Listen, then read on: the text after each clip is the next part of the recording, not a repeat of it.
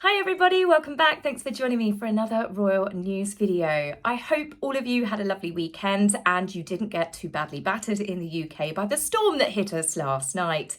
My husband and I decided in a moment of insanity that we'd take the dogs to the beach this morning. It wasn't too bad actually. I don't think the southeast got hit like a lot of the country did. We did have high winds last night, but a bit of wind and a bit of rain will not put my dogs off from running around on the beach like maniacs. We saw seagulls really battering the gales as they were coming down to hunt for crabs and little seashells as the tide went out. I got some magical photographs of the girls. They love it. It's their favourite place and it's also one of my favourite places in the entire world. I love going to Ferrying. When you time it, when the tide is out, you can always convince yourself you're on this beautiful sandy beach. But for most of you that know, down the south, we just tend to have pebbles, but this is a really lovely place. It's just near Worthing. I highly recommend going to it when you have the chance. Just this time of year, wrap up warm. But the girls had an amazing time. Now let's move on to the royal family. We've had more bad health news. They say it comes in threes. Hopefully this will be the last of it for the royal family. And this is Sarah, the Duchess of York, Prince Andrew's ex-wife and mother of princesses Beatrice and Eugenie. She has now been diagnosed with skin cancer. Poor Fergie went through it last year where she was diagnosed with breast cancer. She had treatment, she had a mastectomy. And then this year, because she was having regular checkups, they took off some suspicious looking moles and one of them has actually tested positive. It was a malignant melanoma, the aggressive type of skin cancer. Now, fingers crossed they've caught this nice and early for Fergie, but it is a reminder to the rest of us. I'm very moly and freckly. I used to sunbathe in my teens and 20s. As you get older, you realise that's not so good for the aging process. But I've had a mole where I've had to have it removed. It doesn't hurt and it is completely worth just going to the doctor for a peace of mind and having it checked out. But I wish Sarah and the rest of the family, a speedy recovery. But they're all going through it at the moment. Speaking of which, our lovely Princess of Wales, she is now on day 5 after having her surgery and she is reportedly doing well. It's now been released that she is intending to work from her bedside and I hope that she is doing this out of pure boredom of being stuck in hospital and not because she's feeling the pressure. The media don't seem to really want to let up on her. Social media has become a disgusting cesspit. I've barely been on it in recent days because I am just absolutely mortified that these people walk among us. Some of the most disgusting things have been said and I'm not going to repeat them on this channel or give them any more oxygen. People talk about the harassment and the bullying that Catherine got and you think it's all died down now. As it turns out, she seems to be the only woman in the world that could go in for major surgery, end up in hospital, need several months to recover and still get dragged across the coals. And even Prince William has been thrown into the media, them saying, oh, he shouldn't be king because he doesn't want to follow in the Church of England faith. It's like, well, who said that? Prince William didn't say that. Why are you choosing this moment when the family is obviously feeling very vulnerable to wage war on them? Truly, honestly, mind-blowing. The stories that when they pick them to come out in the media, this is a family going through a really tough time at the moment. Oh, let's release the attack dogs on them. Now, it's not just the media that have inserted themselves into this royal family drama and choosing it as a moment to wage war on them. We knew Harry and Meghan would find a way to get themselves in the headlines to do with this awful time for the royal family. Harry and Meghan have sent their wishes and their kind regards to Catherine and the King. Meghan and Harry reach out to King Charles and Catherine and offer their support. The Mirror wrote, the Duke and Duchess contacted both parties in different ways to pass on their concerns and their best wishes. I'm sorry, now we're expected to believe that Harry and Meghan care about the health of the King and Catherine. I mean, it would have taken a small statement from Harry and Meghan's team to shoot down Omid Scobie's endgame when he said that the King and Catherine were in fact the royal racists. But we had silence from the couple who are never really silent. We also have the fact that they treated Prince Philip appallingly and did Oprah whilst he was dying. They were so concerned for the health of the grandfather. Then attacked the Queen multiple times when she was grieving her partner, her spouse of 70 years. And then, of course, as we know, Harry didn't care enough about the Queen to visit her in her final days, despite knowing that she was dying of bone cancer. Now we're expected to believe that Harry and Meghan suddenly care about that family. If Harry truly cared for his family and was worried and had concerns, why did he not not mention a single thing when he decided to collect that farce of an award, an Aviation Legend hero. Well, actually, I'll correct myself here. Harry did actually mention his father whilst he was on stage, but it was only to ridicule King Charles's flying capabilities. Yes, Harry, who has been dragged over coals recently for the fact that everyone knows he's not a real qualified pilot. He was a co-pilot and a gunner. He's done very, very little flight time, if any, outside of training. He told the crowd how he was once so terrified when he was 8 or 9 years old when his father jumped behind the controls of a helicopter.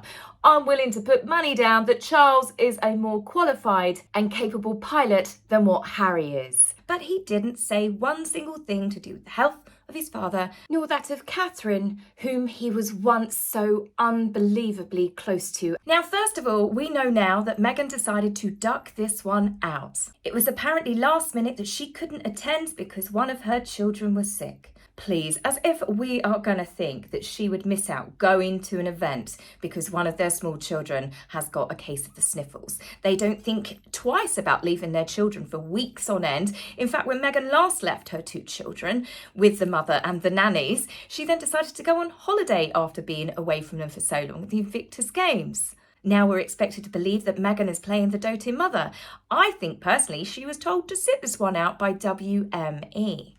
Bearing in mind that they're trying to promote Meghan in Hollywood, and this event was very much D-list. In fact, from my understanding, the only A-listers that were there was John Travolta, Jeff Bezos, if you count him as being an A-lister celebrity, his soon-to-be wife, Lauren Sanchez. Other than that, there were a lot of unknowns. Even the famous saxophonist Kenny G, who was invited to attend, just didn't turn up. That's how good the event was.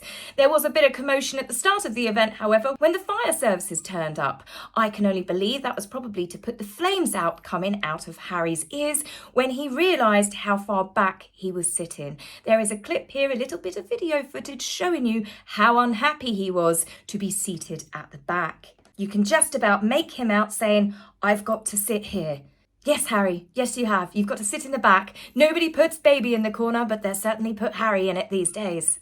There were so many things about this event which turned into a bit of a disaster for Harry's PR. First of all, we've got the fact that Harry was wearing high heels.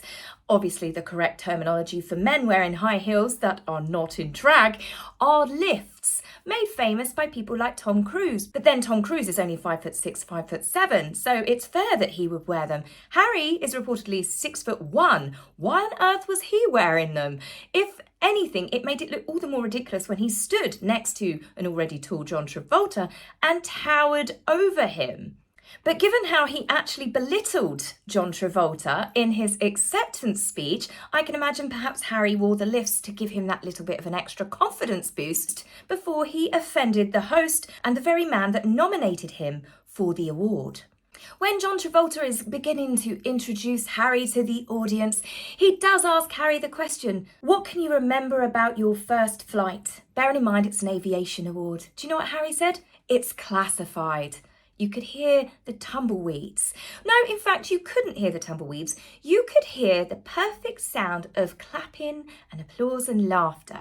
But the problem is, if you actually look at the footage, all of the tables that we can see where people have filmed from, you can't see anyone clapping. You can't see anyone moving, cheering. In fact, everyone seems pretty stationary. I think, as do many other people, that they've almost added in the applause. Like, you know, when you go into a studio, you watch one of those funny TV shows, but you watch them filming live, and they have the ha ha ha ha, everybody clap now. It was one of those moments. And it gets worse. Because John Travolta had nominated Harry because he felt an affinity with him, because he obviously had that famous dance with Diana a long time ago, and of course it was going to be mentioned. And John Travolta did. He referred to dancing with Diana when Harry was only 1, and then he said, "Now I see you again, under a new circumstance, on a new stage." And I don't know if this is what triggered Harry, but when you actually listen to what he says, and I've got the recording for you, honestly, my jaw hit the floor. It's like he is possessive over his mother's memory. He doesn't like anyone talking about his mother. Thanks very much, Captain John. Don't go running away. I was 1 year old. I was 1 year old when you danced with my mum.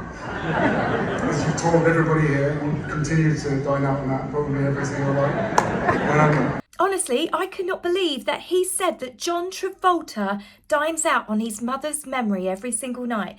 John Travolta is a Hollywood legend. He has danced with lots of famous women. He has starred in some of the most famous films. He has never been disrespectful about any of the women that he's ever starred with. He was a faithful, loyal husband to his wife. I actually think he's one of Hollywood's good guys. But the end bit, I'm going to play it again. It was so dismissive, and he even did a hand gesture. But look at us now. It's great. So if we're not going to dance together, we'll fly together. That's it. Thank you. We're done.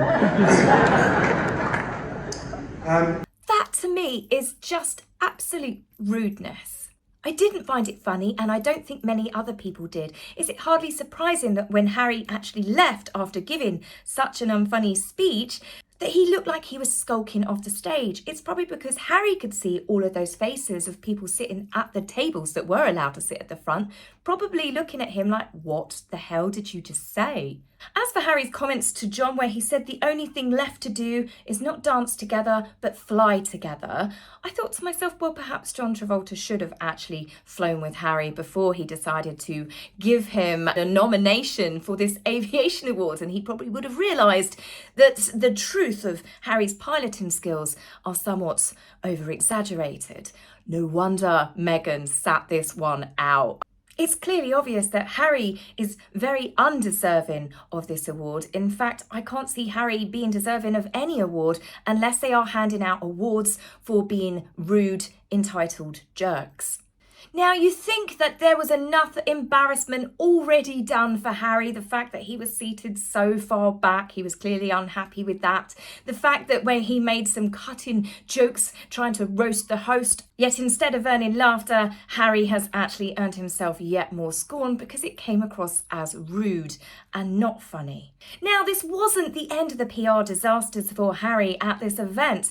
Who he was photographed with has given him another kick in the cojones, as it were, because they say you can judge a man by the company he keeps, and never has a truer word been spoken. Harry was photographed with a self-styled prince who has got a heck of an interesting story, is all I can tell you. His name is Prince Mario Max Schomburg-Lippe, if you believe him. Now, there is some truth to it, but Schomburg-Lippe are basically what's left of the German royal family dynasty, as it were. And this guy was not born to that family. No. No, what happened for him when he was 31 years old? His birth mother, she actually married a member of the Schomburg-Lippe house. So then he was adopted by his stepfather at 31 and decided to self-style himself as a prince. Needless to say, his royal celebrity media career took off not long after. Dubbed a celebrity royal, he's been a TV host, he starred on a breast travel TV show, ended up in Big Brother and poses with celebrities. He is not a D-list, I would say he's more of a Z-list reality TV star, and he has been denounced by the Schomburg-Lippe family. In fact, Prince Alexander, the head of the Schomburg-Lippe family, has publicly spoken out about Harry's appearance alongside him.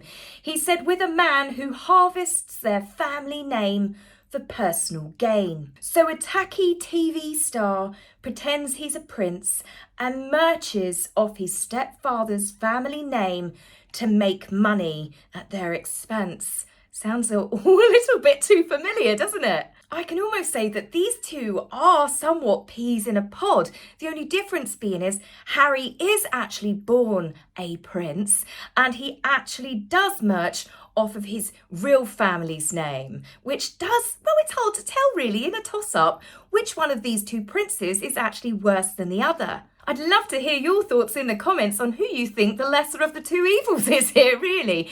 No wonder Meghan sat this event out. We know that Meghan would go to the opening of an envelope, but even she decided this is too embarrassing a farce.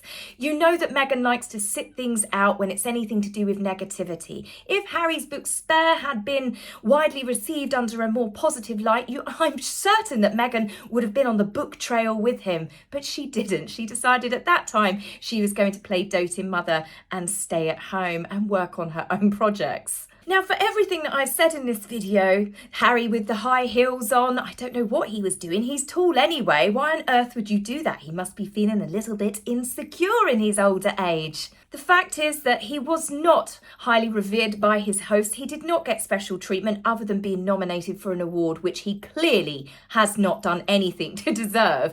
And look how he treated the man, John Travolta, when he collected his award. Just shooed him off. Captain John, you're done now, you can go, with a sneer on his face. Just when you think that Harry can go no lower, he manages to surprise us all.